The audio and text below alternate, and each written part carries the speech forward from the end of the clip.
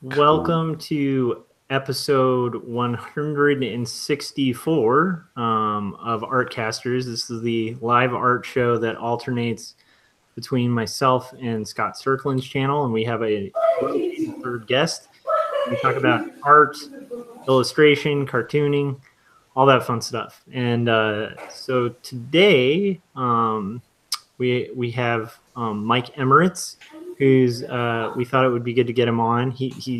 We wanted to get him on a couple weeks ago, but he recently got married, so so that kind of interfered with that schedule a little bit. But he is back and a married man, and is also editing an anthology, which is like, to me, it's like, what are some of the most stressful things you could do in a year? Plan a wedding, edit a comic anthology. So we'll get into that. But before we do, start. Yeah.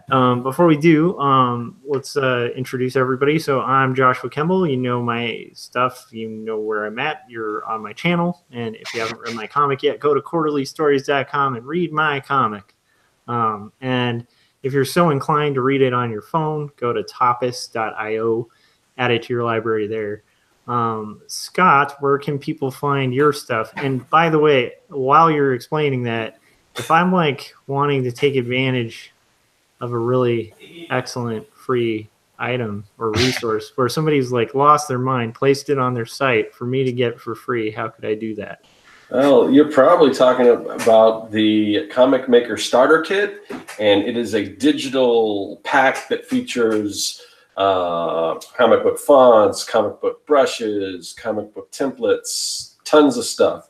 And you can find that at circworks.com. And basically all I have to do is go there and sign up for my mailing list. But the cool thing is the mailing list is packed with tons of stuff too. So I just sent a newsletter out on, I think, a couple days ago.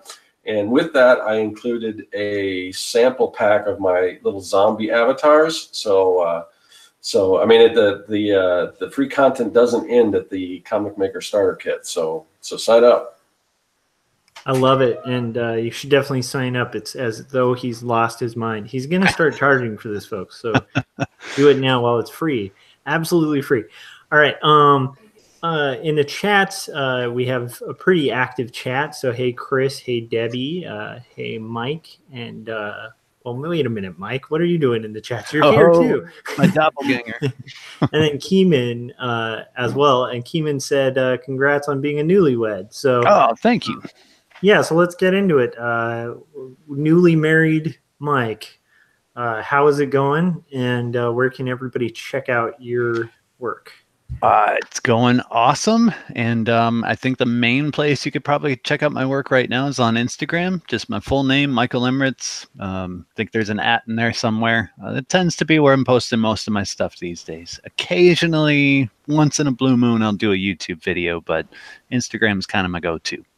Nice. Yeah. And I think Instagram is like really conducive for artists because it's so image-based, you know? Yeah, well, and it's easy too. You just click, type a little bit, and you're done, you know? Yeah. You don't have to really upload anything, or Yep. It's easy. Yes, sir. All right, so let's get into it. So I think a lot of this is going to be Scott and I asking questions because neither of us have really we've taken on special projects and maybe even group projects, maybe had to function as like lead positions with art teams and stuff like that. Mm-hmm. But like I don't think either of us have really edited an anthology, and you have, and so I'm like I'm curious to know like why why another because I do, from having known people who've edited anthologies and stuff in the past, and then from previous conversations with you, not that you were complaining, but sure, it's definitely a lot of work. So like what was kind of the inspiration to do a second hundreds anthology? Maybe tell us a little bit about it, like sure. Maybe like how the theme came to be and stuff like that. Yeah, I just want to say before you start, Mike, I was just going to say I was very surprised when you announced that you were going to do another one, but I was also very excited, oh yeah, cool. Awesome. Yeah. So. Awesome. Well, that's one of the main reasons I think that it happened is because so many people wanted it to happen. Like we we even had, when we were just wrapping up the first book, there was already a lot of talk about when are we going to do this again? What should we do for the next one? So a lot of people definitely wanted to see it happen again. And we learned so much from the first one that it was like, you know, who better to do the second one than, you know, Marsh and Chris and I. But I know that after doing the first one, we were like completely burnt out. And I know at least Marsh was like, you know, I don't want to do anything like that again. I'd be involved, you know, making a comic, but managing it is just crazy. And I know we all kind of felt the same. So we just put it off, you know, like, well, there might be a book 2, maybe someday we'll do a book 2, but there is no book 2, you know, kind of like the Fight Club thing was sort of like our mantra at the time. Just don't talk about it, you know, or it'll will it into existence like it happened the first time. So yeah, it just sort of, I don't think it died, but we just stopped talking about it. And then it was getting close to the end of the year. About, you know, midway through the year in the summer, I had injured my hand, which I'm sure everybody knows by now, but just like a quick recap, I was just doing my, while I was actually copying your 48-hour art check that you do with Corey, Gaz and I decided to start doing one.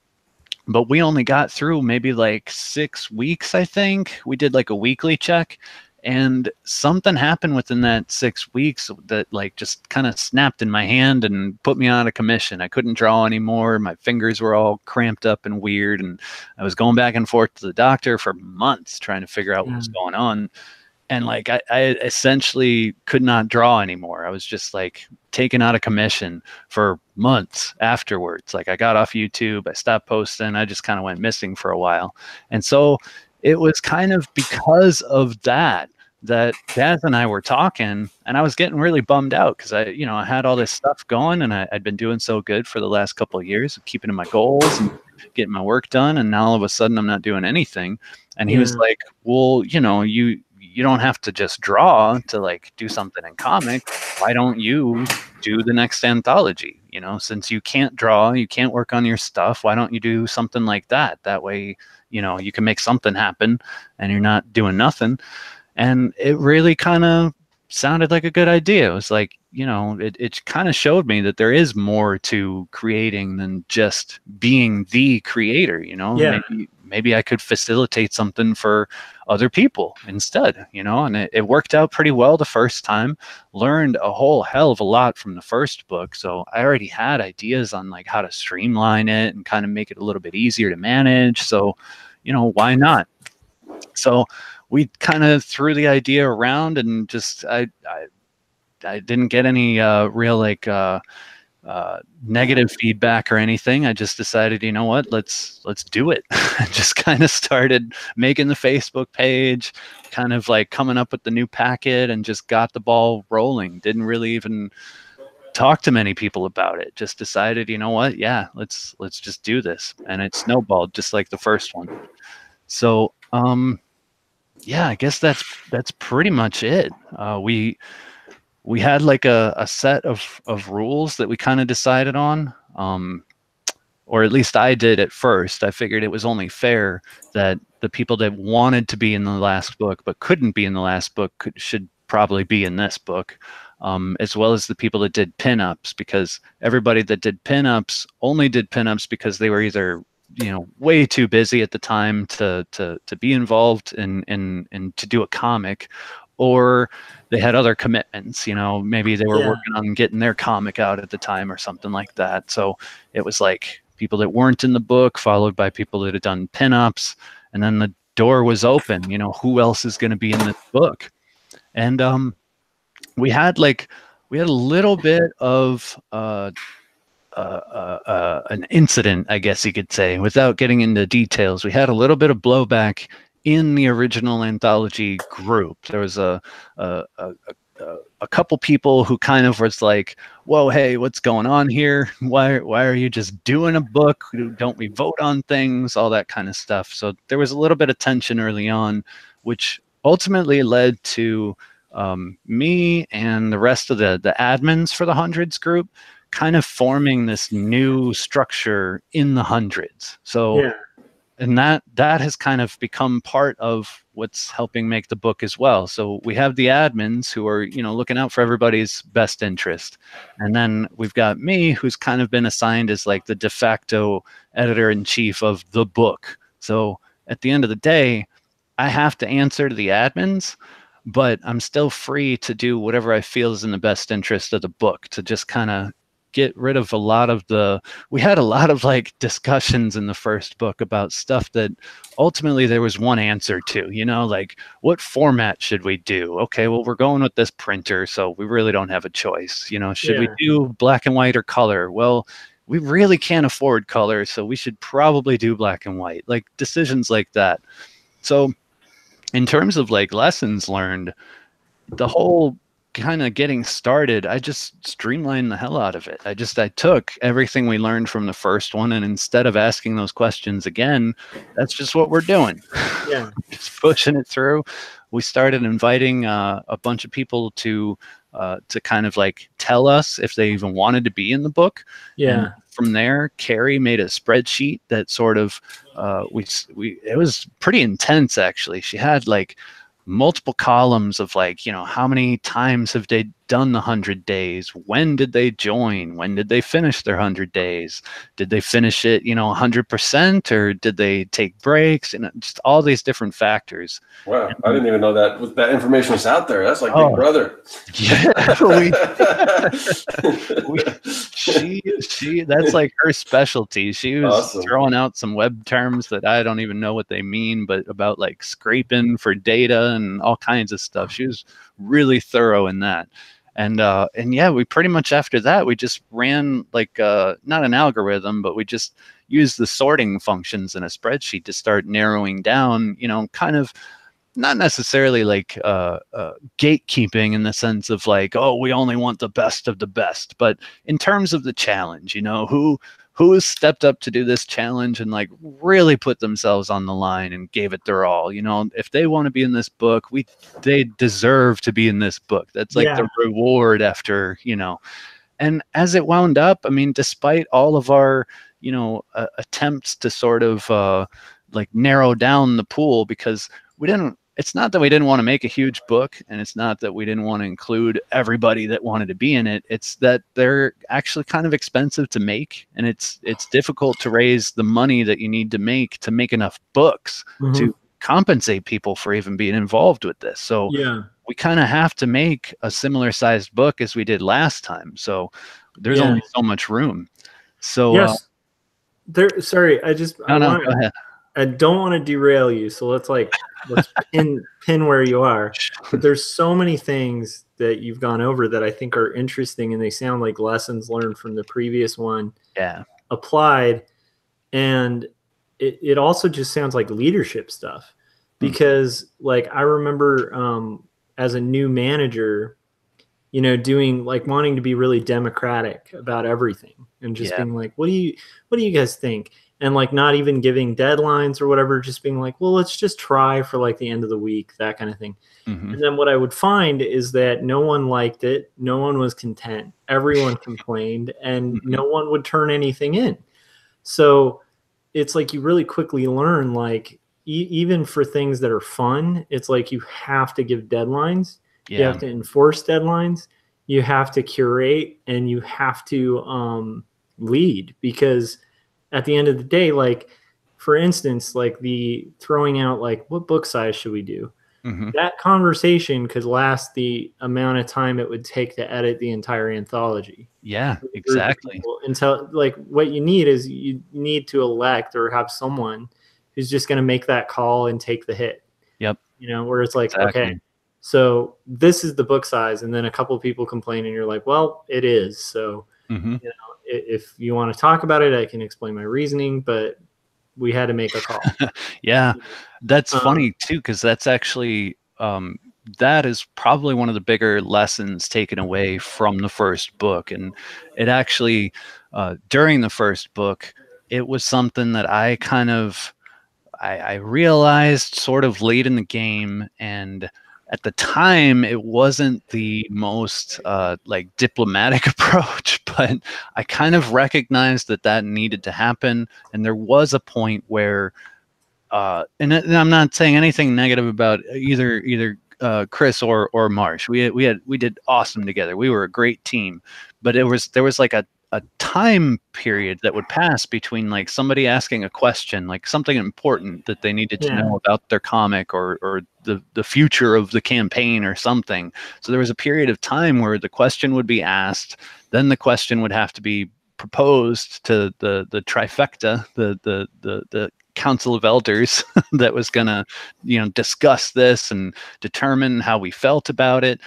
Maybe there was a debate, within that about whether it should be this way or that way. And maybe sometimes it would have to wait to be resolved another day. Maybe we didn't agree and we really needed to, sleep on it and come back to it. And that it got harder as the book went on, simply because of circumstance. Either people were moving or having children. There was some big like events going on at the time that was even drawing that out even more. And so there was a point where I stopped bringing stuff to the group to debate it. I just started making decisions and then letting them know what I decided and why, and that if anyone, felt differently, we could talk about it, but this is kind of moving forward like this, and I remember it was like, it definitely surprised Marsh. I think most of all, he was just kind of like, okay, so we're not talking about things anymore.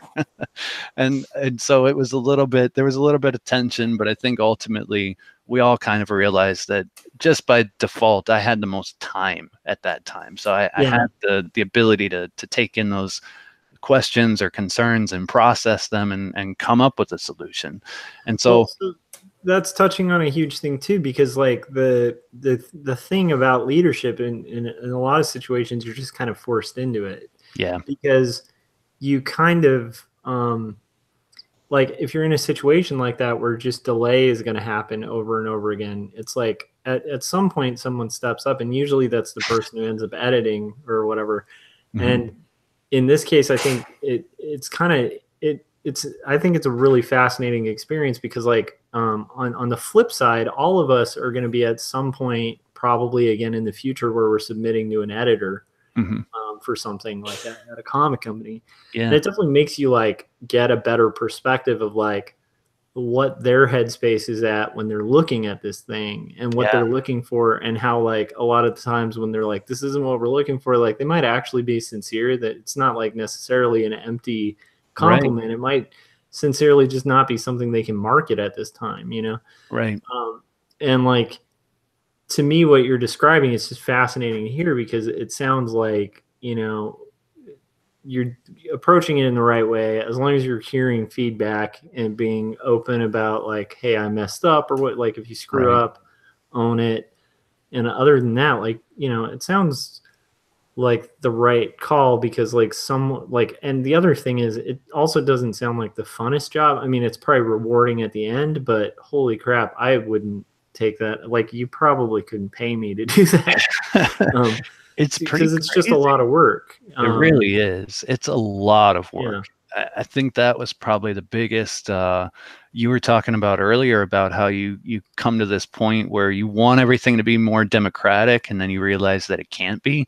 And that is just so true. And it became more true the more layers kind of got added on to the duties that you have to finish a book, because there's more than just making it and then taking everybody's files and sticking them into one file and hitting print. Like, there's just so much more than that, and in the end, a lot of it has to do with a little bit of taste, a little bit of design, and just making sure it fits right and all that. But it is so time consuming, which is another reason why we, this time around opted for, one voice to be the editor, one voice to just pull the book together for direction's sake. And then when help is needed to do things, we can delineate tasks rather than having to have that sort of conversation about everything all the time. But we have that safety net of the admin. So if, at some point it feels like maybe I'm being a tyrant or just doing too much or not listening, people can go to to the other admins and say, hey, look, Mike's lost it. Like he does not have control of this anymore. You know, what can we do? Scott, are you taking notes on this so we can send that note like mid 100 days and just be like, lost his mind? Oust him. No, I'm just kidding. Like Ahab the whale.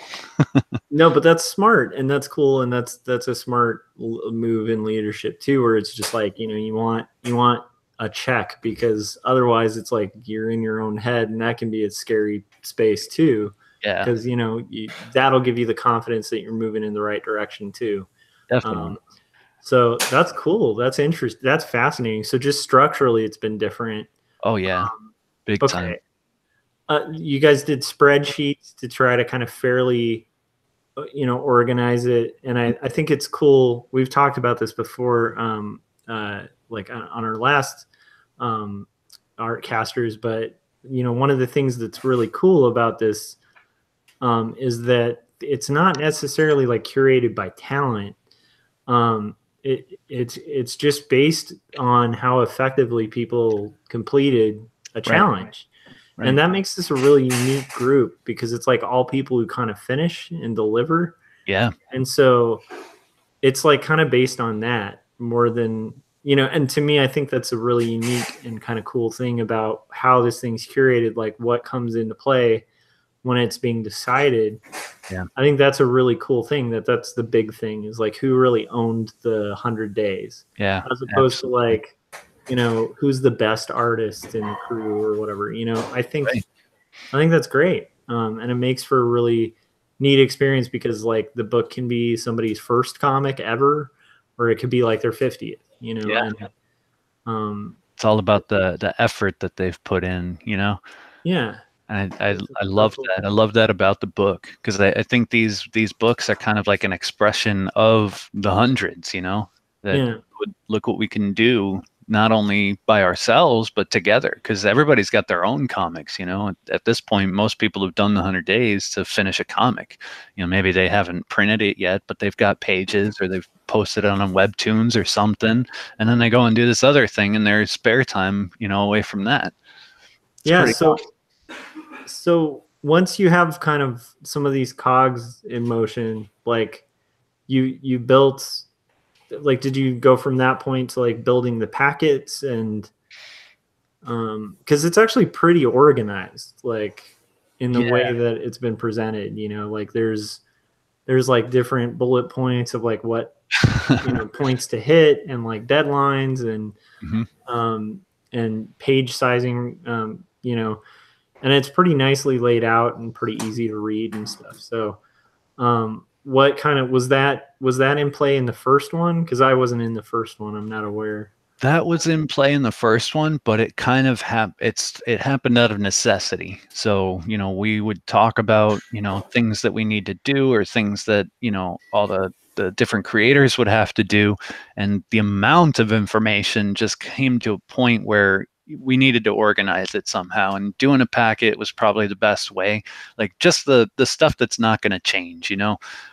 In the first book, the major difference though is that we voted on everything. That book was 100% democratic, from like who we were going to use as a printer to, you know, the format and black and white and everything. I mean, we even voted on the delineation between whether we were going to do black and white and gray, or just black and white. It was serious, and we voted on all of it, and all of those votes ended up becoming that packet, along with, you know, some additional information that just was a byproduct of those decisions, you know. Like, nice.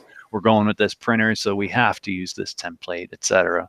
But this time around, we already knew the answers to most of those questions, and it was kind of redundant to ask them again, because that was the best way to do the book. You know, that was the most cost effective. It was I don't want to say the easiest, but it was just the most efficient way. It was the best way for a small group to do something, and to do it quickly without a whole lot of overhead.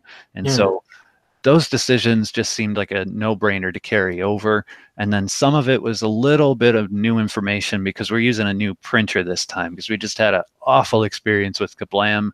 I know a lot of people have had better experiences. We didn't at all, so we're just going to avoid that altogether this But I time. got a free comic out of it. That wasn't what I ordered. Right? So random. I still haven't actually seen that book. I really want to see that. The Red I Christmas. don't know where it is in the house, but it is here. God, I couldn't believe that. There's just so much just problems with Kablam. So we're going with a different printer this time. We're going with what's the name of them? Comics Wellspring. Yeah, They're, I started using them too, and I'm happy with pretty them. awesome. The prices are super similar to Kablam too, and the quality I think is at least comparable, if not maybe even a little better, depending what your taste is. I like their paper a little bit better. It's not that shiny digital. It's like matte, and you could feel the ink in it. I think they do offer the shiny too. It's a little more, but I prefer the matte. So yeah. And they were super nice, and they sent like just a ton of samples and stuff, because I was doing the printer videos, so I talked with a lot of printers and got a lot of samples, and I really narrowed down on like that one for short runs is definitely one of the best. Nice. Let's see. I missed it. It was I haven't even opened it, but it was brilliant reading whatever time of year by Starburst magazine. I feel bad for whoever's stock this was. Red Christmas. Oh, holy crap. Show it again. Show it again and talk. Nice. Yeah, talk. My art looks kind of cool, but I still haven't found the time to read it. But I do remember being like, who sent this? And then I'm like, wait, this is the anthology? Yeah, it's your bonus comic. Anyhow, sorry. Totally different rating than our book too. That was a total fiasco. Oh man. But so Adam's asking where we got the idea for Werewolves and Unicorns. So yeah, that's me. I want to know that. I was going to ask you that too. I know there's a story, and I know you've told it to me, but I don't remember exactly. All right. So here's the story. I know some people. It's a controversial story. I'll start with that. So, all right. About a little over a year ago, I think. Actually, I think this might have been maybe halfway between when we were doing the first book.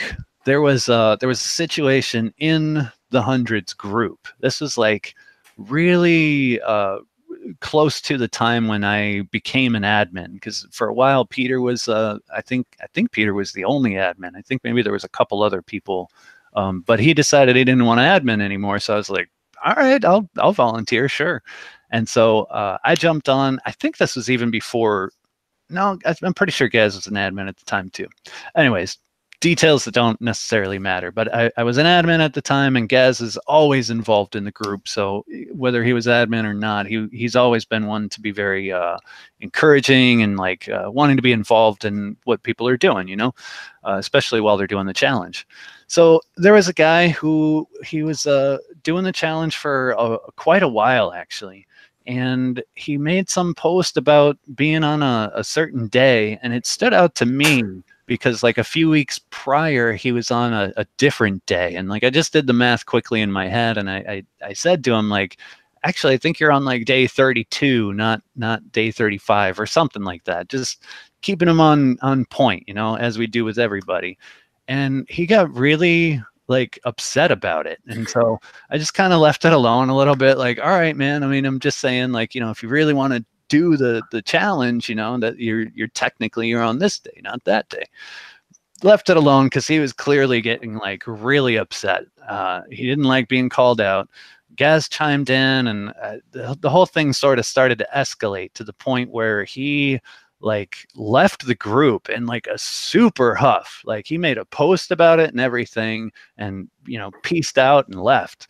And Gaz and I were friends with him on Facebook, and I also liked his art page, because I try to be friends with everybody that's involved in the Hundreds. You know, as soon as people join, I tend to send them a friend request. If they have an art page, I'll like the art page. I just like keeping up with everybody. So I thought we were actually friends, Mike. I'm so disappointed. I'm well, just kidding. Go ahead. So, so to my surprise, I see in my feed from his art page like this crazy rant where like he was calling us like shitheads and assholes and all this stuff that we were on him and like all this crazy stuff. But that it had to do with the fact that he made a porn comic and that we were prejudiced against him because of his porn comic. And that had nothing to do with what we were talking about. Like I said, I was bringing up the fact that he had days that were off. That's the only thing I care about. You can make whatever you want, you know? So it was an uncomfortable and awkward situation. We kind of felt like, you know, all right, this is clearly maybe he's, you know, maybe a little unstable or something. There was something else going on. Maybe he had preconceived notion of being oppressed was kind of the vibe that the both of us got. So his last statement to us was kind of what sparked this theme, which actually isn't even the real theme, but it was just so absurd that we just cracked up. He just said that we wouldn't accept him because apparently we just won't accept him because he doesn't make comics about werewolves and magical snowmen, which I misremembered as werewolves and unicorns, but he said werewolves and magical snowmen. And so Gaz and I do hangouts all the time. So we were in a live hangout just talking about like what? Like where did that come from? For one, where did we go wrong? How did this even get to this point? And so we had jokingly said at the time that like, oh my God, that should be the theme for the next book. Like it's just so absurd. But so much time had passed that I forgot what it actually was. So it turns out it was actually magical snowmen, but I and Gaz both remembered it as werewolves and unicorns. So that's what we decided on. But we didn't just like make that our theme. We actually put the theme to a vote in the hundreds group, the original, the people from book one. So we had like Night of the Cryptids. We had Adam Lore suggest. I think it was Adam Lore. It might have been Casey, but someone had suggested a really funny one early on. It wasn't necessarily when we did this vote this time, but instead of life in space, it was death on Earth. Total opposite. So we had a bunch of themes, but werewolves and unicorns ended up winning. I don't know if it was because of the story or if it was because of the absurdity of it, but that is the birth of werewolves and unicorns, essentially. Nice. All right. Goofy, weird altercation between a former member of the hundreds. So I kind of like that the title's almost like a middle finger to somebody who flipped out. So that's it is a little bit, right? Like, I mean, honestly, it's more that it was just so like goofy. Yeah, that's hilarious. At the same time, it is a little bit it's got a little bit of that punk rock sort of vibe to it. Like, oh, okay, you got a problem. But you know, not everybody was happy with our choice to do the theme because it was out of spite. I don't think it's completely out of spite, but you know, it is what it is. I think it's great. Spite can drive good things sometimes. Sometimes, you know, like punk rock, right? Exactly. That's kind of what I think about. Yeah. Mm-hmm. So we have our theme. We have like all the structures put together. You kind of you make the selections, you announce it and stuff. Where is it at now? Like, and then what do you kind of foresee as like some upcoming challenges? If anyone's out there and they're watching this and they're like, I want to put together an anthology, it's going to be super fun. Do you have any like kind of like a little bullet pointed list of tips for people if they're, you know, approaching something like that? Okay, well, as far as where the anthology is at right now, everybody is in day, oh boy, I don't even know what day it is. So much has been happening. What day are we on now? Day 18. Is it 7 to the start on the 1st? Yes. And so we're on day 17. Day 17. Yeah. And then I'm an idiot and started a day early, so I'm on day 18. But I'm just probably going to do an extra day just so no one complains. That works too. So yeah, we're only like 17, 18 days into it, and we've got at least 100 days to go before the book is even, ready to start being formatted and submitted to the printer and all that. So right now, up until April, well, I guess April 10th is technically the 100th day, right? But we're giving everybody till the 11th, so that full extra day there to finish their comics, submit them in to me, and then at that point we're going to start editing, which is, it can be a pretty grueling process. Got to go through every file, make sure every file is, saved the way that it needs to be saved to be put into the book, because when we do go to submit those files, we submit them all individually. You don't submit them as like a PDF, you submit them individually. So got to make sure everything is formatted properly. Got to check all the text, make sure there's no misspellings and things like that.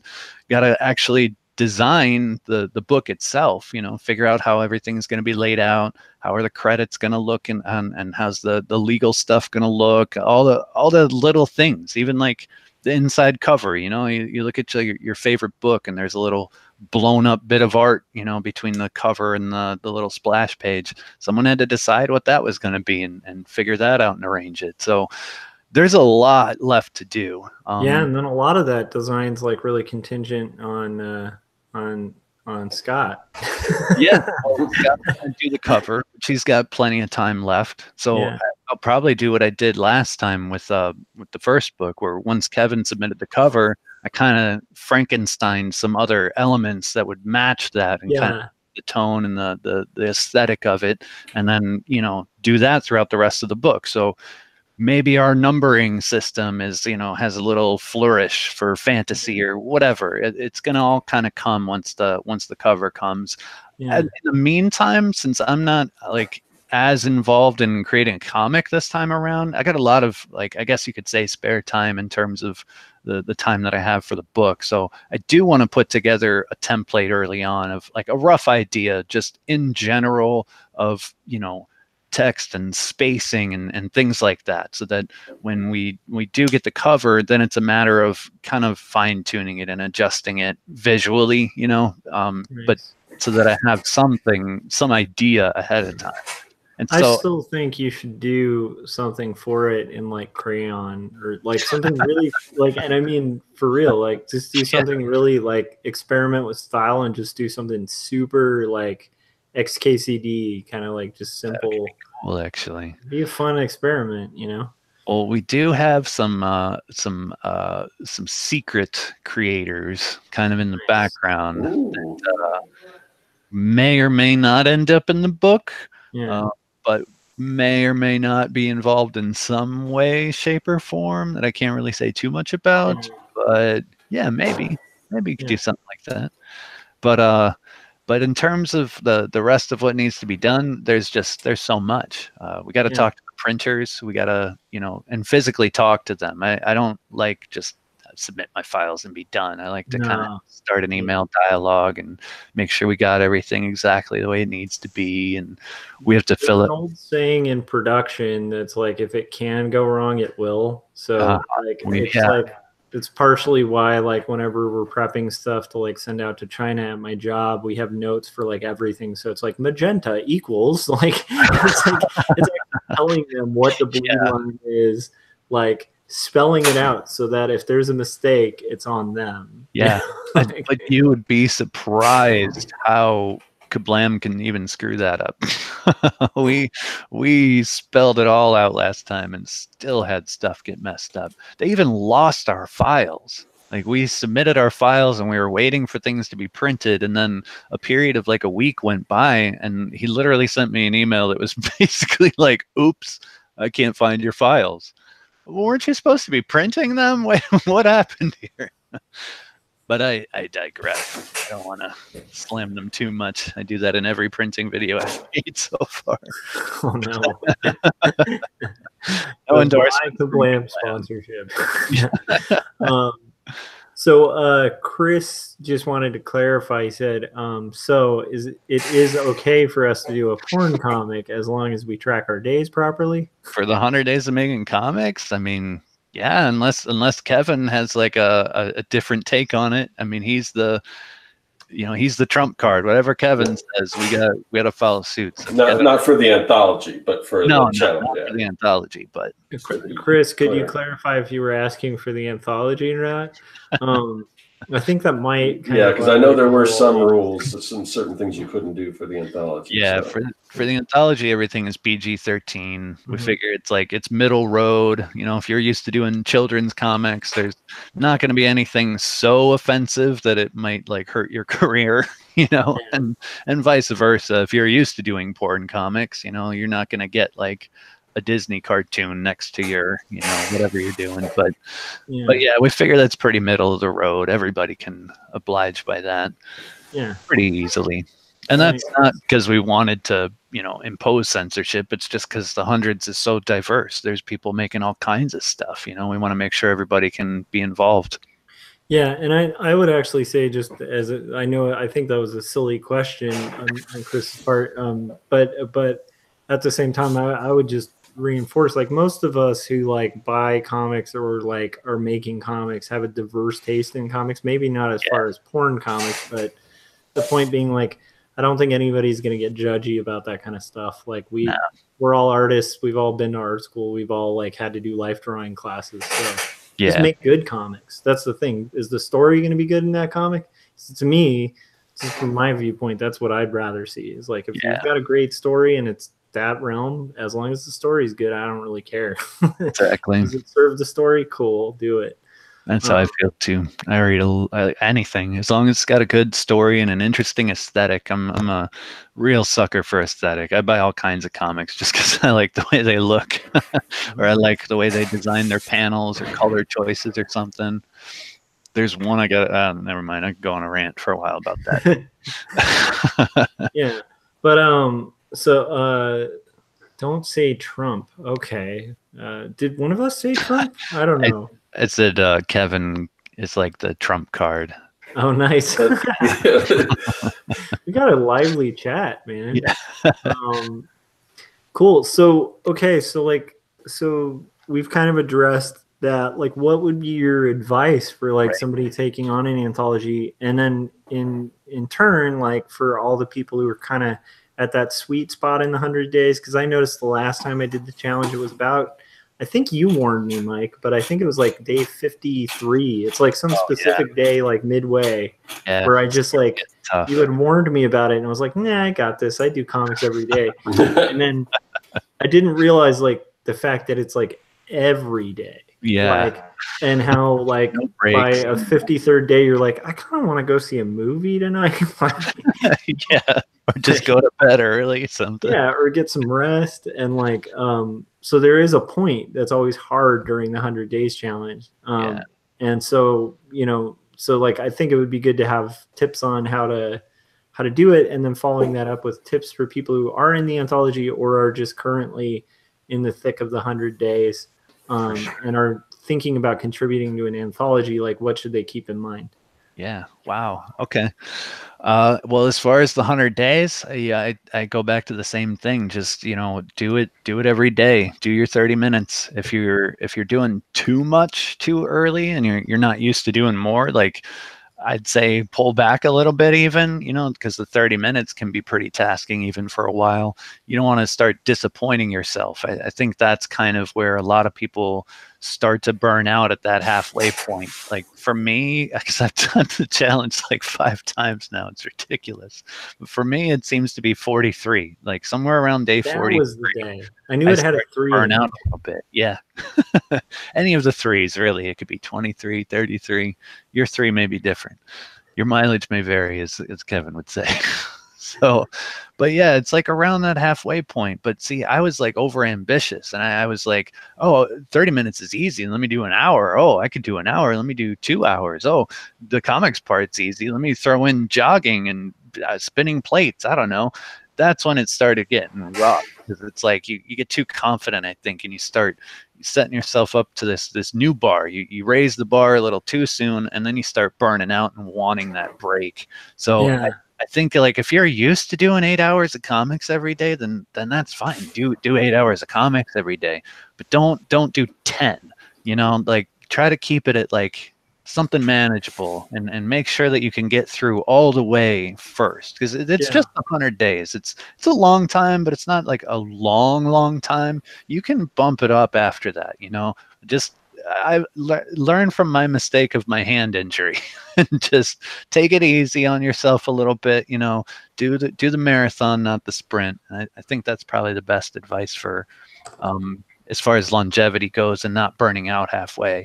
For the challenge itself, I mean, geez, I hold a little bit of a hardcore kind of belief about it compared to, you know, some, but honestly, I think you just got to show up every day no matter what, you know. That's probably the most important part. If you're, you know, it's too late and you got to go to bed for work or whatever, oh well, you're going to lose a half hour of sleep that day. Like, you just got to approach it like that. I think that's probably the most important thing about the challenge, whether you're doing 30 minutes or you're doing 5 hours. Just the ability to show up every day, that's what has that lasting effect after you've done it. And it has great rewards that are just, you know, personal rewards. I feel like the people that have done that are never the same afterwards, you know.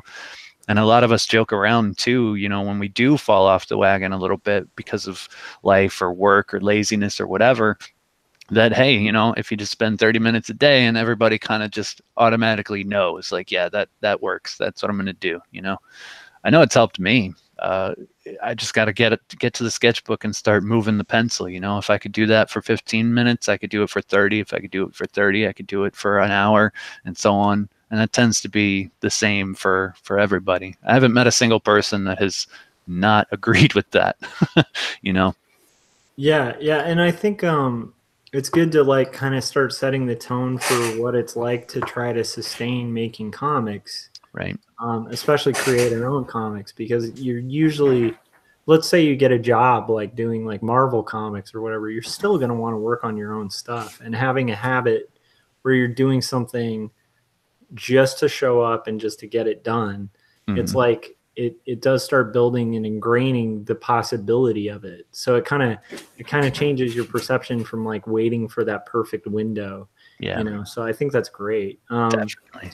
Do you think so like in specific, like, do you have any tips for like somebody writing a story in an anthology, like, and then, you know, if they're choosing to do like maybe like a short comic or something for their hundreds challenge, any tips for people currently in the thick of that? Yeah, I would say as far as like the pre-planning stages kind of go, like if you're thinking about being in an anthology, whatever anthology it is, I would suggest looking, one, if they've published before, I'd suggest getting their anthologies and checking them out, you know, whether that means buying them or checking them out at the library. Kind of get a feel for what they do, get a feel for the pacing, the page count, the format, whatever you can absorb from it. But I think more importantly, look for stories that are the page count that you're going to be expected to submit at. So, for example, we're doing a 4-page story.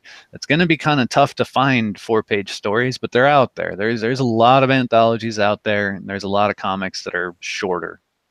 Just 22 pages, an issue. You know, if you're doing a standard, you know, standard format kind of comic, it's a big difference to go from telling a story in 22 pages to suddenly telling a story in 4.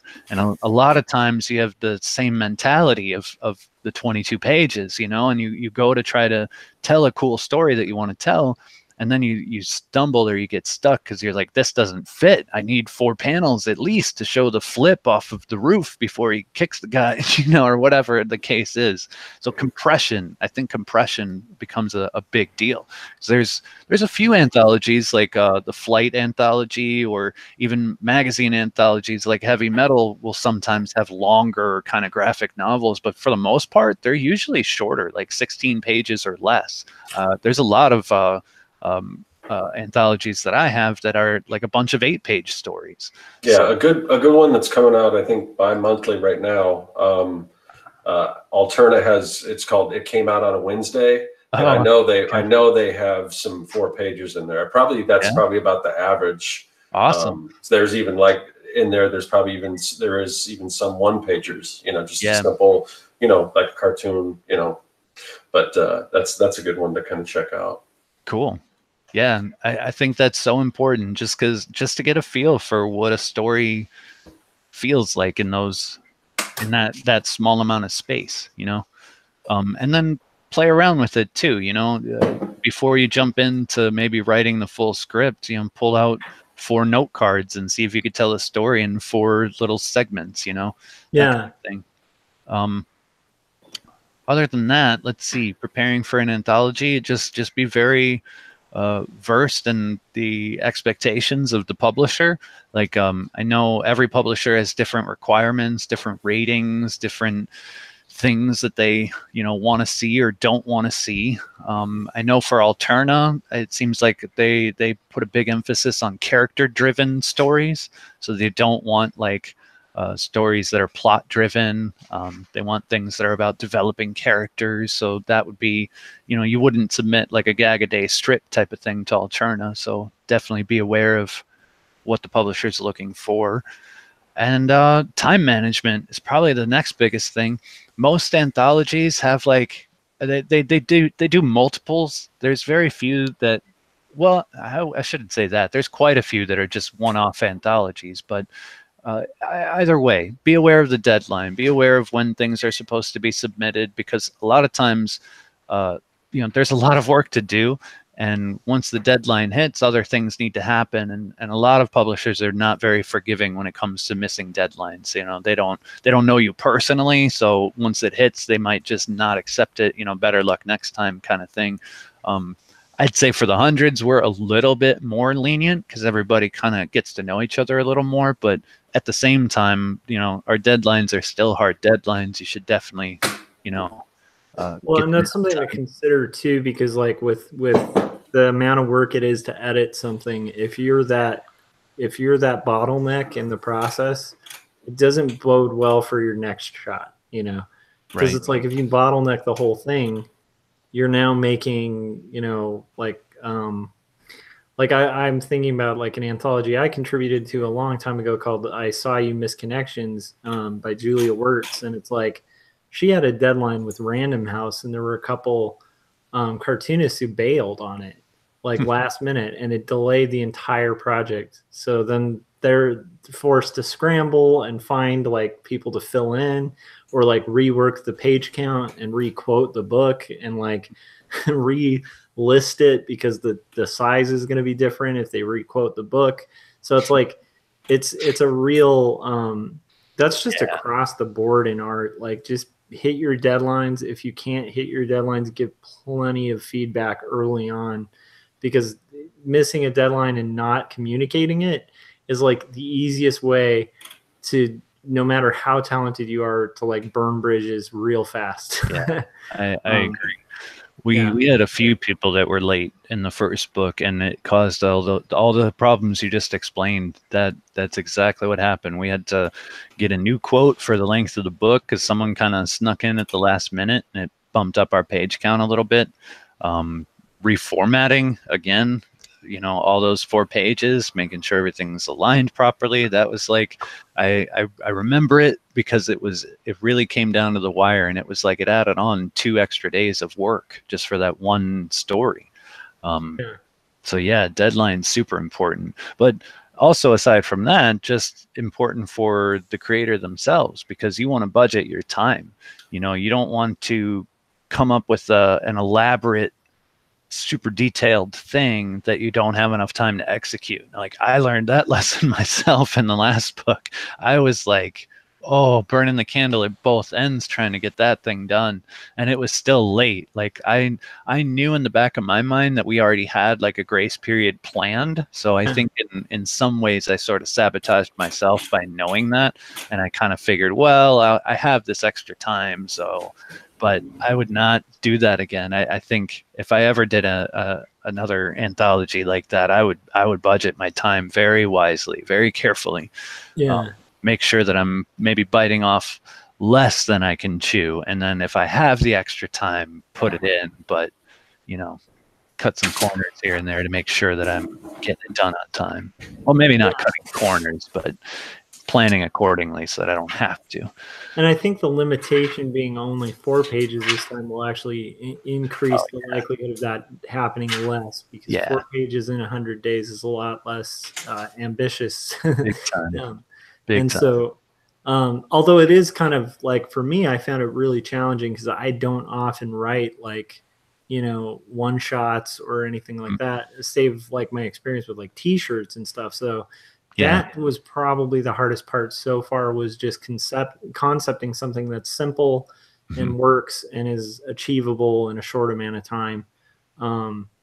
Robert in the chats, I just wanted to share a little bit of this because I realized like maybe some other people are curious about this. So he was asking what I'm doing with this thing, and I'm not like a big hipster. I'm not a big fan of like vaping or anything like that. I just years ago was a chain smoker, and I would smoke like a pack and a half a day of like Marlboro Lights or Camels, and it just became this really hideous habit like once I was in my very late 20s.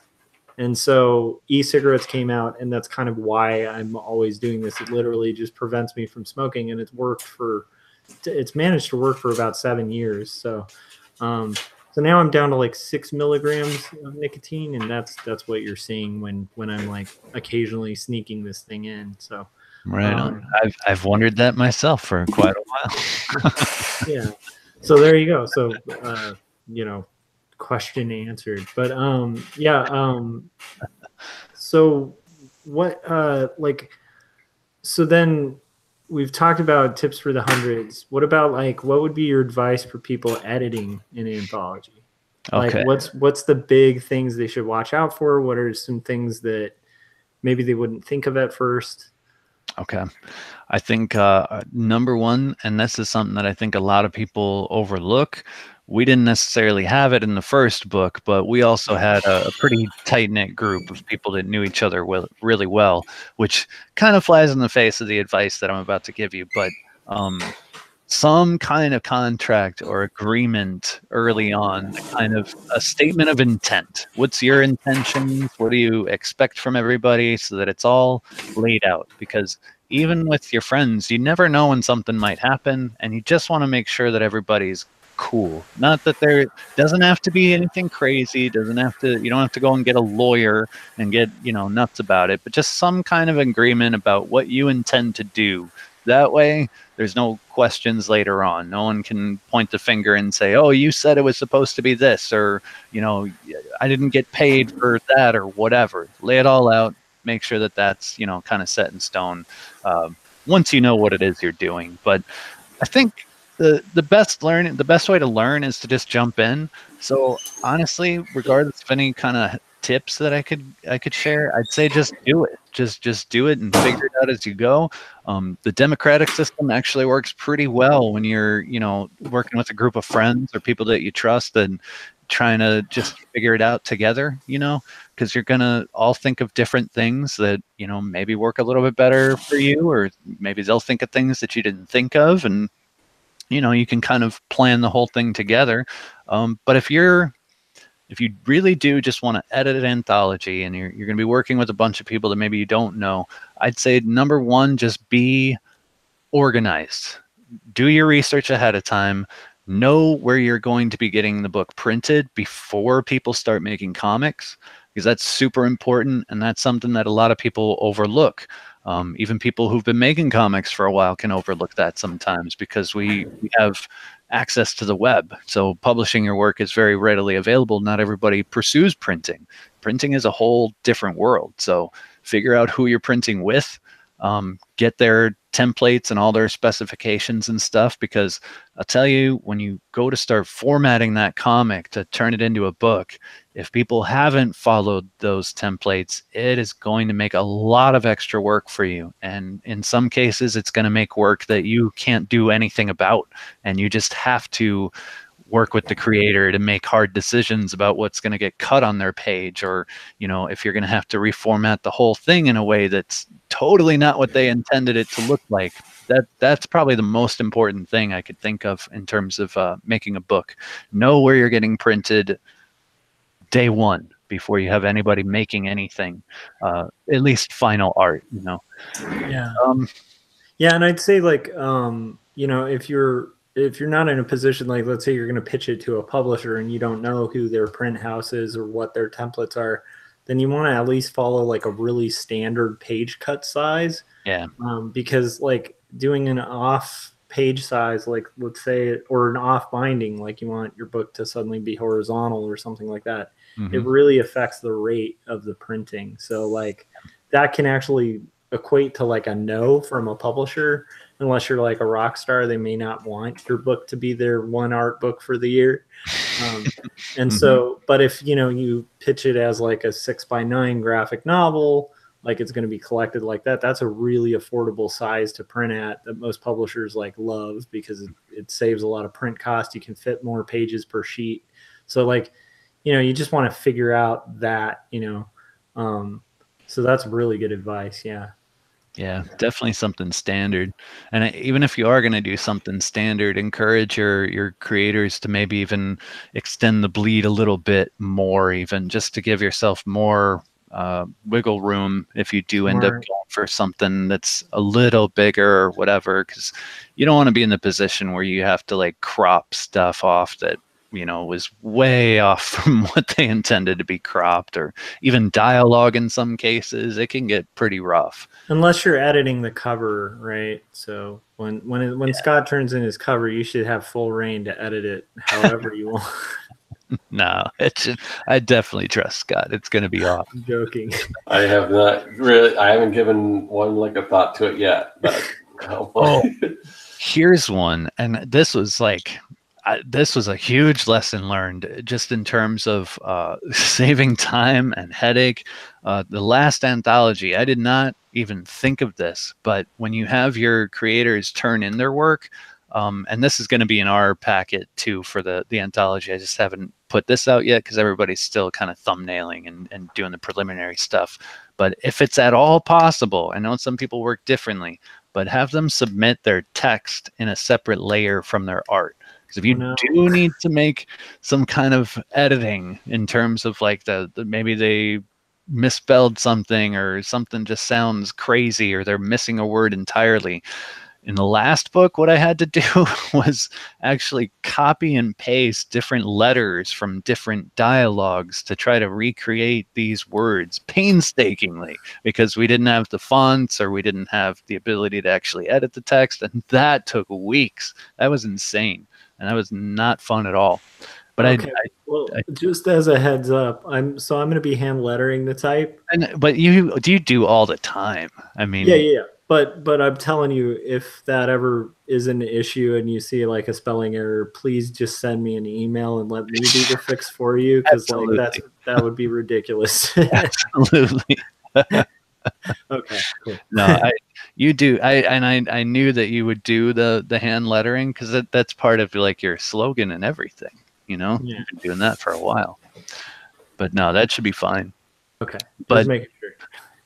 I'd say most people do like the fonts or whatever in like Illustrator or something like that. Just make sure if it's at all possible, you know, save that in a different layer, because that was painful. I mean, I did a great job though. I made sure to match up like the leading and the spacing and all of that stuff exactly as it should be, but the time it takes to do that is insane. Absolutely insane. You can also avoid that too in different ways. So, you know, if they don't want to hand that in, you could have people hand in a script ahead of time and like, you know, do some kind of approval that way. Like, this is exactly what's going to be in there. But this is a very kind of liberal approach to editing, was what we do for the anthology. I really like to put most of the control in the creator's hands to do the kind of work that they would normally do without, you know, being this overbearing editor watching every move. But obviously, if there's some big things that we need to change, then I'll definitely make those suggestions. But if the creator's like, whatever, that's my voice, fine. It's fine. I love it. I'm excited to see it, and I think it's going to be good. And I'm excited about the group this time. And it's funny because like part of why I even wanted to do it Because last time, it's weird, but I like didn't even have a desire to do it. I don't think I had completed the hundreds, but I was like, I wasn't really tempted to, because I had this attitude of like, well, I'm already doing the work every day. And then I also was just like, do I really want more work on top of this big book I'm working on? But then after seeing it, and also just kind of like getting excited for everybody in it, I was like, oh, I should have tried to get in it, you know? So I'm excited about that too for this next one, because I think it'll be really fun. And Robert was talking about turning my handwriting into a font. There is a specific reason I do hand lettering, because like I like the fact that there's these divergences in the letters, and I know you can kind of fake that in digitally, but I think there's something about, and it's a theory I have, and I think it's true, where I think when you have your text digital and your art traditional, there's like this weird divide, and it's not cohesive, and you can kind of get it close, but there's always this feeling of like it's not quite like the same piece. Whereas like when you have that lettering directly on the thing in the same medium, it translates really well. It's weird. So I'm a big fan of hand lettering, and I honestly think it saves time in the long run. Because like literally, especially if you're doing black and white comics, because if once you're done with your page, you're like done. You scan it, you clean it a little bit, and you are done, which is really cool thing.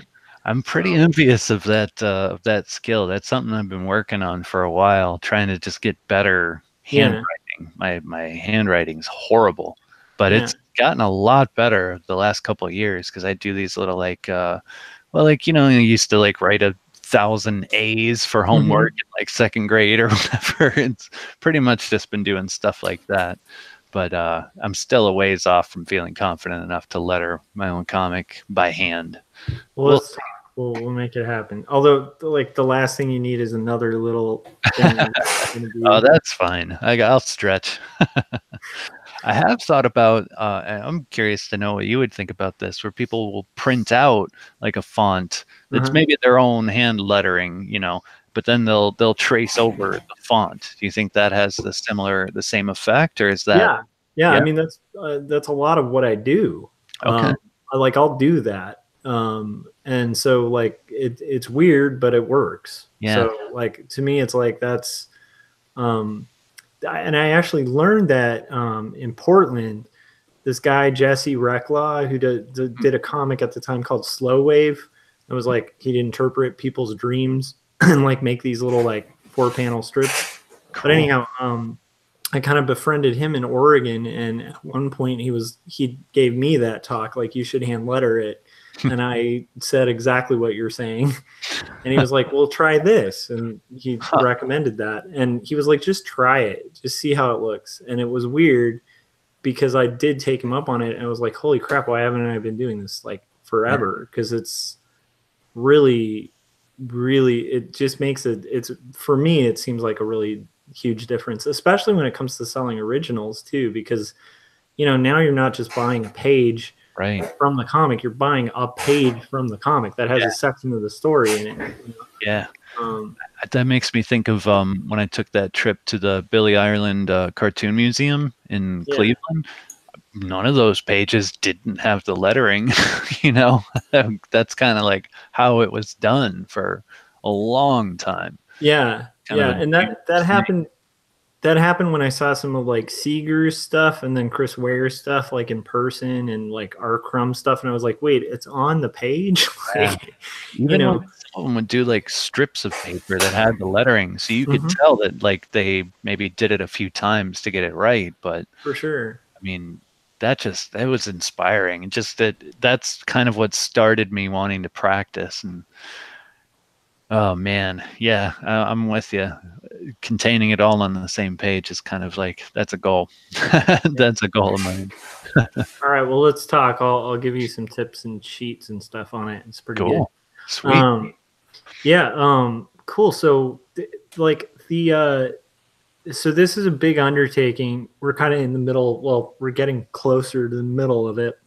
And how do you feel so far? Like, what's your temperature? Like, are you feeling nervous about where everybody's at? Because I know there's that too. Like you're, Well, you know, I was nervous in the first book because we all bit off a huge chunk. A lot of people were kind of down to the wire towards the end, myself included. Um, yeah, this time around, I'm feeling really confident. Like everybody was so prepared out the gate. I think everyone this time had a little bit of an advantage compared to the first book because we gave everyone such a heads up. You know, we started planning this back in October, I think it was, right? And where we just kind of put the word out of yeah, this is the theme, and you know, this is everyone has a chance to be in this book. So I think everybody was already thinking of what kind of story they would want to do and how they might do it. In some cases, one person that's in the book already had like thumbnails done before January 1st. Like they were ready to go. So yeah, I'm feeling really good, and it seems like just about everyone is about at that point right now too. yeah, There's some people that maybe they don't have a full script, but they know exactly what they want to make, and they've got thumbnails or concepts or whatever, and still plenty of time left to go. You know, we're only, I think this is week 3 now, right? So yeah, not too bad. We got quite a few days left. And it looks like some people are even moving on to pencils now. Whether that's final pencils or not, I'm not sure, but they're looking pretty tight. Robert Johnston in the chat, actually, he's been posting some panels that are looking really good. yeah, So people are definitely you know, getting some good work done pretty early. So I have no doubt that everyone's going to finish on time as long as they continue to budget their time and don't get too confident and just stop working altogether, you know. yeah, yeah, And as far as me, I have a heads up on everything this time too. So even for the Kickstarter stuff, Mel and I, my wife, um, we worked together to make the Kickstarter happen last year, and you know, she was a huge integral part of coming up with like essentially some kind of crazy algorithm. I don't even think she knew exactly what she was creating at the time, but we have this insane spreadsheet where we can plug in all kinds of information to figure out the budget, which, you know, that took us weeks the first time, but now we just have it. So it's just a matter of kind of adapting it to the different costs and stuff this time around and different reward levels and whatnot. So, I mean, that's ready to go. I have high hopes for the printer. I've heard nothing but good things, so I really anticipate, you know, that going pretty smoothly and having less hiccups than Kablam. You know, fingers crossed, knock on wood, of course, but you know, I don't think it could get any worse than it was last time. So that could only be better. And then as far as editing, I'm a lot more aware of what I do need to do to edit this time. So I'm a little bit more prepared for, you know, all those potential things, you know. yeah, I'll be looking for them early on, and I'm making myself a lot more available this time because I kind of have more of an official role this time. So I could be that person to say, hey, I'm here. So if you need help, here I am, you know. So I'm hoping yeah. if anyone sees any problems, they come to me before their problems, you know. Yeah, So that's great. I think I don't know. I get a similar gauge on it. It just seems like a really good group, and it seems like it's exciting to kind of check out the Hundreds Facebook lately because it's just daily just being bombarded with like really cool progress on like pretty much everyone's thing, and it's kind of neat to see the variety because it's fun to see these things shape. yeah. And it's really fun. Yeah, it's fun to be a part of. So I'm excited, and we're gonna continue to try to have different people from the Hundreds on here throughout the whole process. So like if you guys are out there and you're watching, actually it'd be great to have you know, like Chris or Marshall, like some of the people like directly involved in the whole, you know, like Gaz, we definitely need to get on. You know, people involved in the editing would be good. It's funny to me. It's neat to see the role that Gaz has taken on. I feel like he's like the enforcer of the Hundreds. That's exactly what he is. Like literally, that's his title. Is the enforcer. For real? Yes, for real. Because I've seen him like kind of he's very patient and cool, and we all know Gaz is like a good guy, and he's got a heart to see everyone succeed. but he will lay the smackdown if somebody and it's really, I think he speaks for a lot of people who just aren't going to say anything, but are thinking it. So it's fun to see that. Like when you were describing that day, I remember that because I think that was during the time I took on the first 100 days challenge. It was actually, that sounds all right. And when you're doing the hundreds, it's like, I'm not competitive, but I kind of want to keep track with like who's doing it at the same time I'm doing it, just to compare, like, how are they doing? Because I get encouragement from it. And I remember the person jumped it was a pretty big jump. It wasn't like 4 days. It was like day 35 to like day 98. And it's like, wait a second. I'm just done. I'm just going to finish now. And I remember like thinking the same thing, and then seeing Gaz like post about it and being like, oh, thank God. Because I just, I wasn't sure if I wanted to call the guy out, and I was like, maybe I'm just not remembering, but that's, So it's neat to see that the roles are like pretty awesomely divvied out, I think, Oh yeah.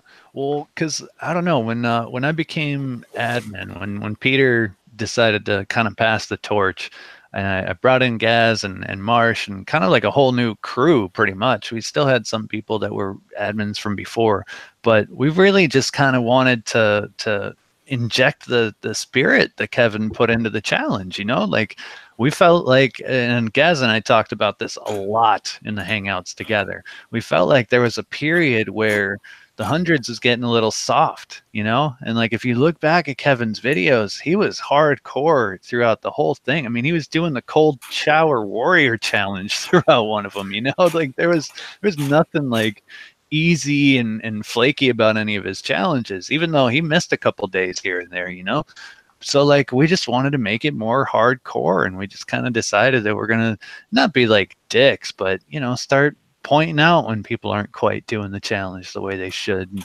not just for the group's sake, but for their own sake too. You don't really grow or learn as much when you're kind of half-assing it as when you really like give it your all. So Gaz especially, but I've also pointed out to a couple people that like if you're messing up like within the first couple weeks, just start over. Like why, just day one tomorrow and just get it right. Come on, you can do it. We believe in you, Yeah, and I think that's cool. And I also think it's kind of equivalent to having like a gym buddy. If you're like, I'm thinking about working out, and it's like somebody's just like, come on, you can lift more, and they're like, really? Because I just don't know if I was that serious about it. Like it's great for that, because I think if people follow it and kind of see the heart of it, like I think they'll progress a lot. And totally, the thing that's great about this group is that like everybody's passionate about comics, and everybody's really happy to see other people complete it. It's like I've rarely seen a group where like there's not really anyone in the group that I've seen that's like rooting for people to fail, And that shouldn't be rare, but that actually is pretty rare in like large groups. So it's kind of a really unique little community, Especially art groups, how many different art groups do you belong to on like Facebook or, wherever, where people are just posting stuff, and you got a couple people that kind of get to know your work and they'll chime in once in a while. Oh, another great piece or whatever, but not like the hundreds. Like, I feel like the hundreds really get to know who's doing the challenge. We really get to know each other. A lot of cases we interact in settings like this, either a hangout or coming on the Artcasters or whatever. And it's like, I don't know, it's different. It's definitely different. It's another one of those things that makes the book special, because, like we said, in the beginning of this show, everybody who's in it has done the challenge, so that's something we all kind of can share together in this book. And we know that everyone's going to follow through because they already have, they've already done the challenge. So if you could do the challenge, you definitely crank out a 4-page story for sure. So Scott, how is everything going on your end? On my end? I feel like I've dominated most of it. It's like so concentrated. Well, I was kind of curious to know sort of what. Because I imagine with as many creators, how many creators do we have this time around versus last time? As of right now, we have exactly 31. Mm-hmm. Last time I think we had 24. I think it was 24. Okay. Okay. Look, I guess it's not. I guess it's not as big of a Well, difference as I thought. it is though, because we got 31 people making comics. And Oh, that's right. That's right. Yeah. Okay.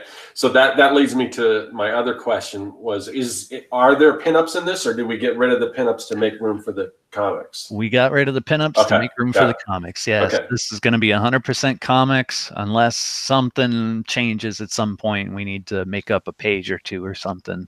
Okay. So based on that, is the size of the book, is it bigger, or was that? It's going to be about the same, actually. Okay, cool. We dropped the page count so that we could keep it about the same.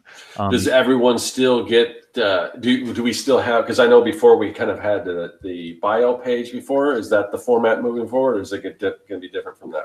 It's going to be a little different. We're not going to separate each story with a bio page like we did the first time. Okay. We're going to kind of clump them together into shorter bios. So there'll be maybe like a little rectangle, brief little bio. Because a lot of that was really cool, but at the same time, we really wanted more comics and more people involved. Yeah. No, I agree. You can say a lot in a little blurb, and with being able to link to social media and stuff these days, people could find everybody really easily to learn, more about them. So. Okay, cool. And have you, because you figure the amount of pages. Now I know last time, and we're a ways from that now, but last time we had, a certain tier, a certain like stretch goal where we get additional comics. Is that something that we've considered for this time around, or? Definitely considering it. Okay. Gonna have to really look into pricing to figure out if that's feasible. Okay. I think it might be. Okay. But I don't want to officially say because I don't want to make any promises that I can't keep right now.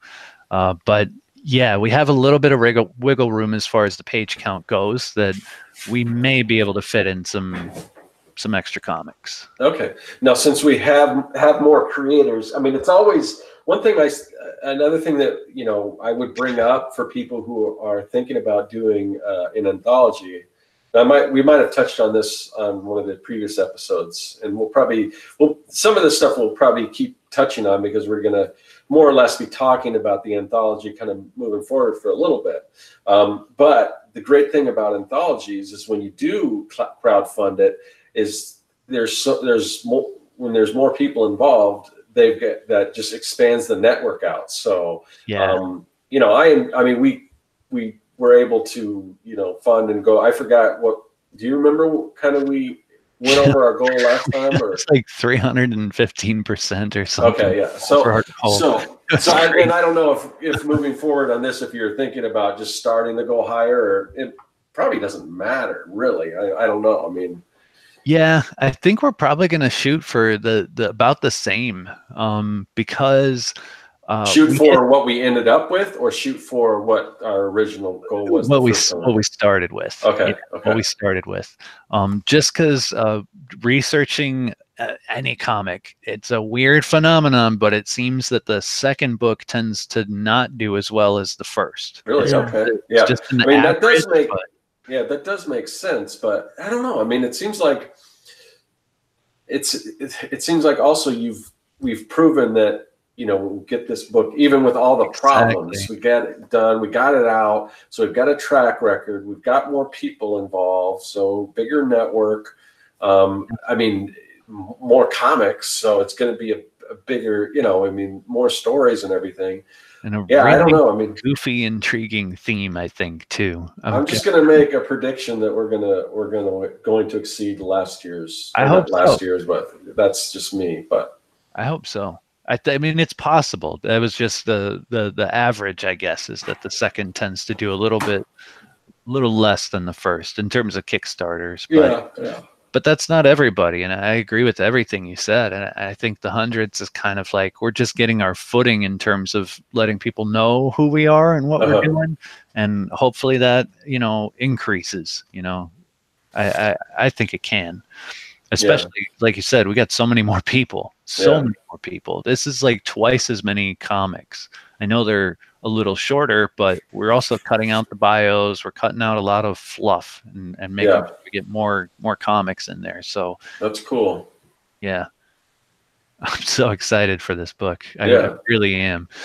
And in terms of like stretch goals and stuff like that, I really don't know yet. Again, got ideas. Probably going to be a little similar to the first book, but it really depends on cost. Because if we can, I'd love to cram as many comics as we possibly can. But we hit a sweet spot with the last book where like we were just over that £1 mark for our shipping. And shipping starts changing pretty drastically after that £1.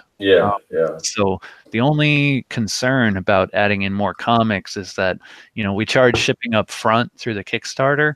So we got to make sure that whatever we charge for shipping is going to cover shipping, even if we add those extra pages, and so that we're not overcharging for shipping if we don't. So it's a little bit of a delicate balance. We're gonna have to see when we get the final numbers into the spreadsheet, but that's a whole other fun side of publishing and editing that you will encounter. Tips section.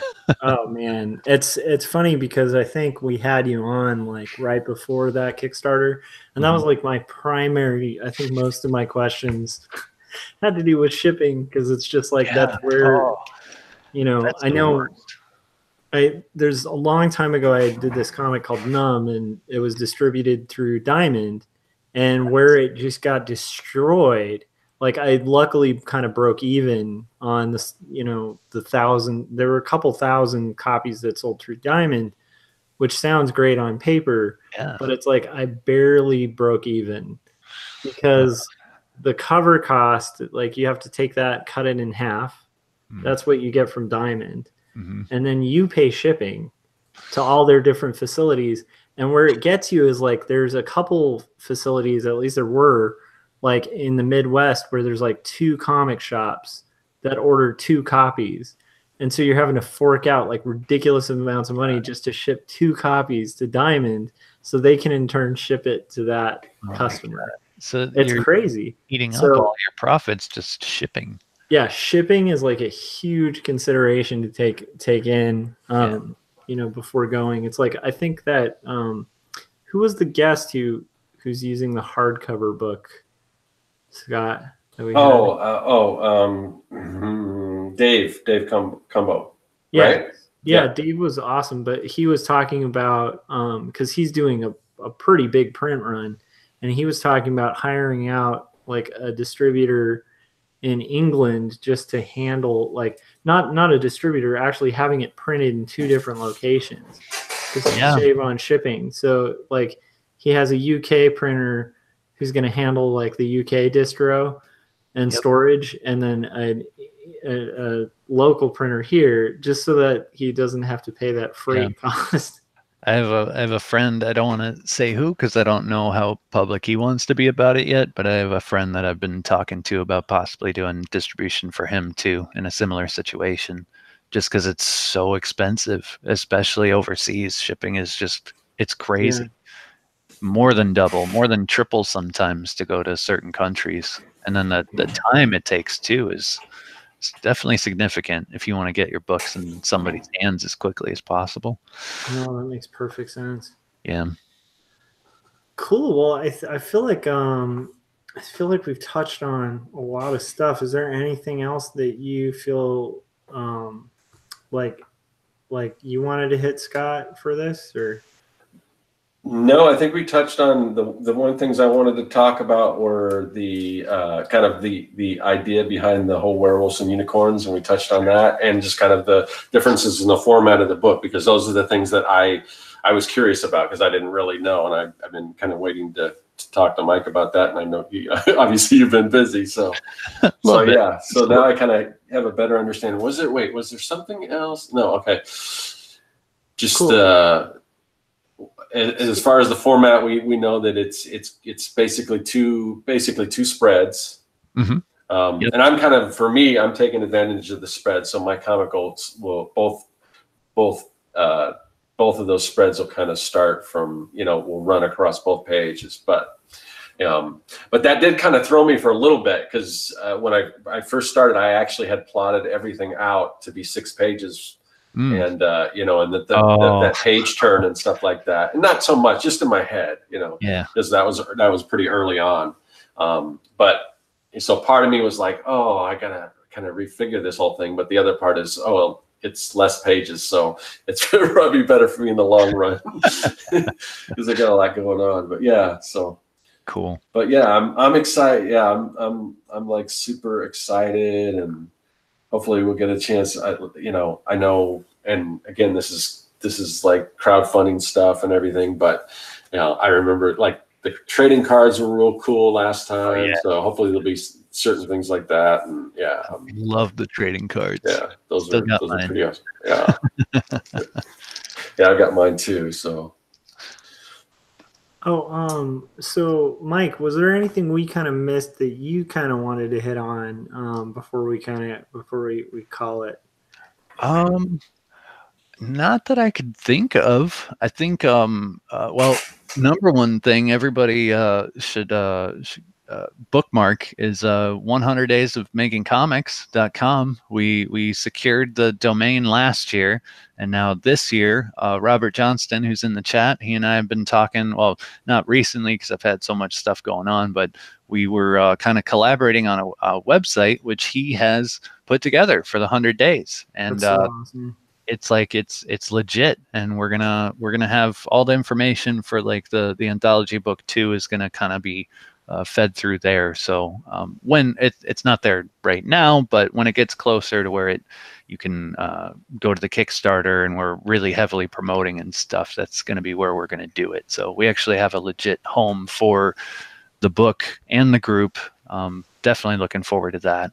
I know it's like it's not specifically anthology related, but it's a huge step for the group. We're gonna start acknowledging everybody who's done the challenge, and super grateful to Robert for that. It's been really cool. We've been wanting to get that going for quite a long time, but it's a big undertaking, and it's a lot to ask of somebody to make a website, So yeah, pretty cool. What was I going to ask? I spaced out. I had a question, and I totally. Oh yeah, okay. So this is a question I always have, and I don't know if there's an answer to it or not. But what's the best way to?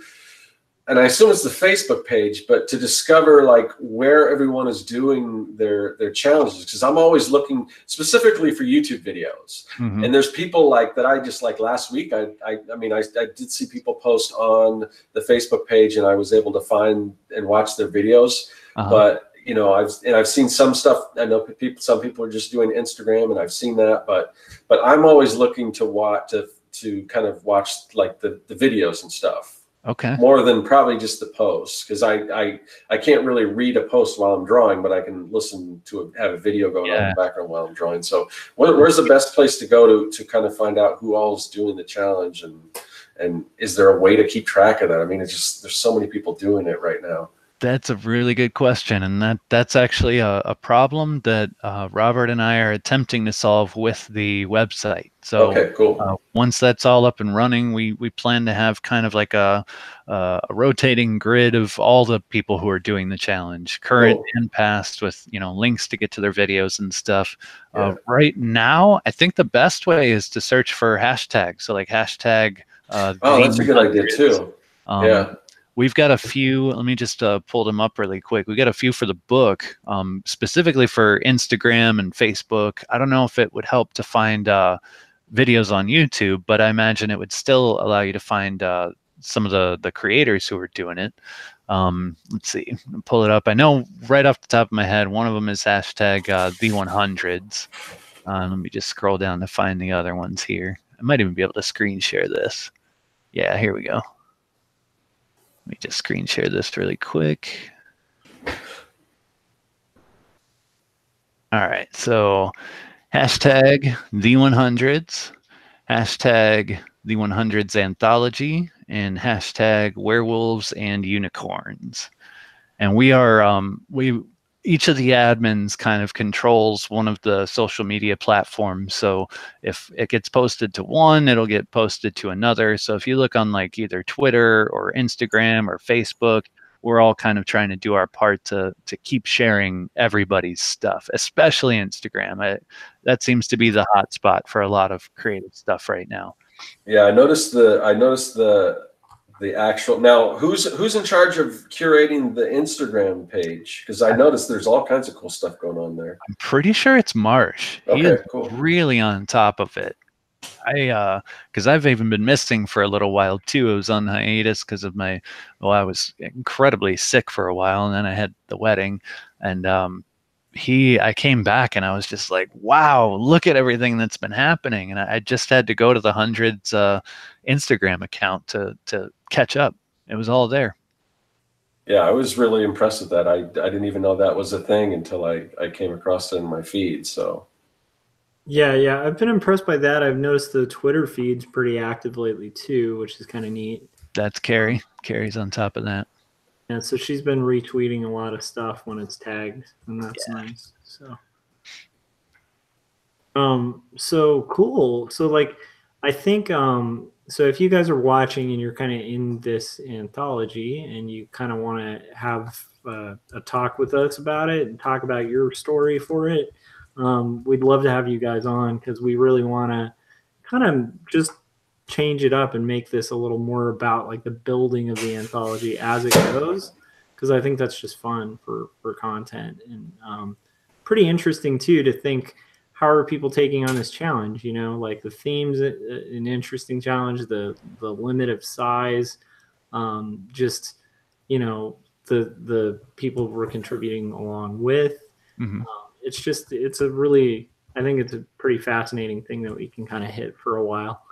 And then other than that, I'd just say thanks to everybody in the chats, man. It's been really funny and active, and it's nice. It's always nice to have like everybody show up and kind of support in this community, because I know like a lot of the Artcasters community is the Hundreds community. So yeah, we really appreciate the chance to hang out and stuff. And then Mike, it's great to have you back, man. And I'm stoked you are a married man now. Yes. Kind of ruins my other plans.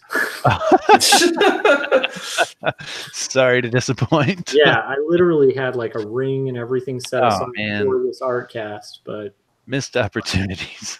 Missed opportunities. So thanks for everybody, and we'll just do once more around where you can find our stuff. You're on my channel, so you know where to find me. If you haven't, hit that subscribe button and that bell. It'll let you know whenever something's updating on my feed. And then check me out at quarterlystories.com and topis.io, and add quarterly stories to your library there, so I can get like a penny, which I like getting pennies from comics. Pennies from comics feel better than hundreds of dollars from one illustration. So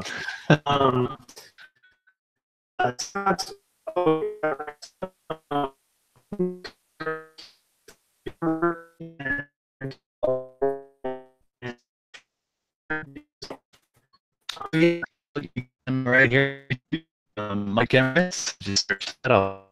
Got a bunch of videos.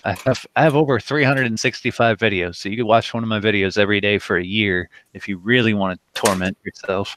Or you can check out my Instagram at Michael Emirates, just my full name. That's where I post everything, and I post more on Instagram than anywhere else. That's where you're gonna get my little doodles and my little sketches. If I found something cool at a store or got a cool little collectible or a gift or something like that, I post everything on Instagram. Also, Patreon, I probably should have mentioned that.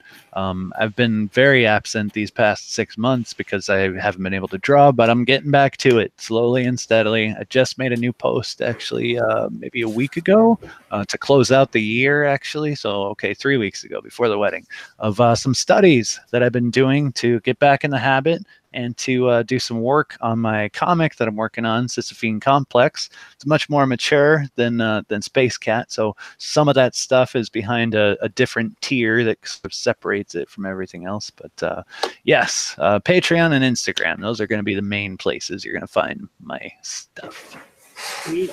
And then Scott, like I've been hankering to get some like really cool free tools, and maybe some free fonts and stuff to use in my comic. Yeah. You got any suggestions? Yeah, I have one. You can go to circworks.com and for free you can pick up the Comic Maker Starter Kit.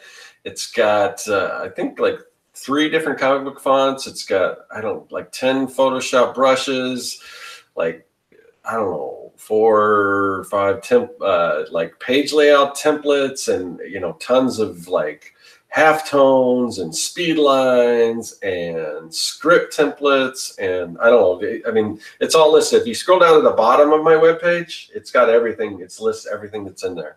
And there's just a sign up sheet. You sign up to that, sign up for the mailing list, and then you'll get even more stuff every month when I send out my newsletter. And yeah, so sign up for that. That's at circworks.com. And if you guys also want to sign up there's an Artcasters newsletter too, and that one's a little different. We just send it out every week, right about 30 minutes before we go live on the show, just so you know when we're going to go live, because it's always different. I mean, it rotates between Josh's channel and my own channel, typically on Thursday nights. But you never know. Sometimes it might be a different night. So if you want to know exactly when we're going to be going live, just sign up for that newsletter, and you will get the notification. Awesome. And I guess that will do it. Oh, I did want to say hi to Keeman. She just showed up in the chats and said she'd been lurking, but just was able to pop on and say hi. Hi, Keeman. All right. We will see you guys next week, where we'll have another guest from the 100 Days of Making Comics Anthology #2. Goodbye. It's a mystery. Ooh. Ooh.